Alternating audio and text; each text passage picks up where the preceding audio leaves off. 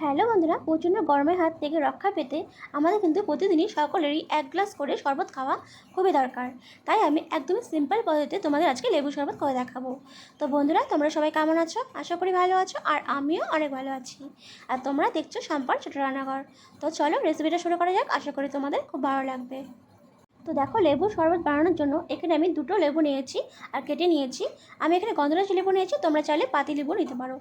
আর দেখো, এখানে একটা বড় পাত্র আমি নিয়েছি, তার মধ্যে আমি দিচ্ছি ফ্রিজের ঠান্ডা জল।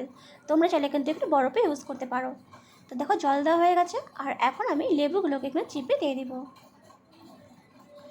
আর বন্ধুরা, তোমাদের যদি আমার রেসিপিগুলো ভালো লেগে থাকে তো প্লিজ আমাকে একটা লাইক আর সাবস্ক্রাইব করে তোমরা আমার পাশে থেকে যেও। আর পাশে থাকা বেল বাটনটা প্রেস করে দিও, যাতে যখনই আমি নতুন নতুন ভিডিও পোস্ট করব তোমাদের কাছে সবার প্রথমে পৌঁছে যায়।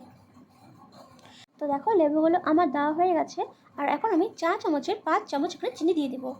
তোমরা কিন্তু চিনির পরিমাণটা কম বেশি করতে পারো।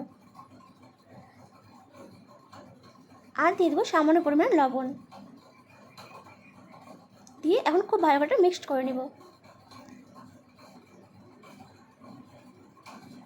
তো দেখো, শরবতটা রেডি হয়ে গেছে, আর এখন এখানে আমি 4টে গ্লাস নিয়েছি। 4টে গ্লাসের মধ্যে আমি শরবতটা ঢেলে নেব। একদমই সিম্পল, আর খেতে কিন্তু ভালো লাগে। আর আমাদের কিন্তু সকলেরই এই গরমে শরবত খাওয়া খুবই উপকারী।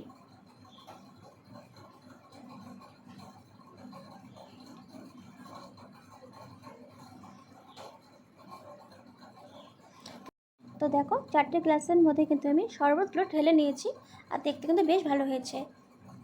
তো বন্ধুরা, ভিডিওটা কেমন লাগলো অবশ্যই জানাবে, আর যদি ভালো লেগে থাকে তো প্লিজ একটা লাইক, কমেন্ট, শেয়ার আর সাবস্ক্রাইব করে তোমরা আমার পাশে থেকে যেও, আর পাশে থাকা বেল বাটনটা প্রেস করে দিও।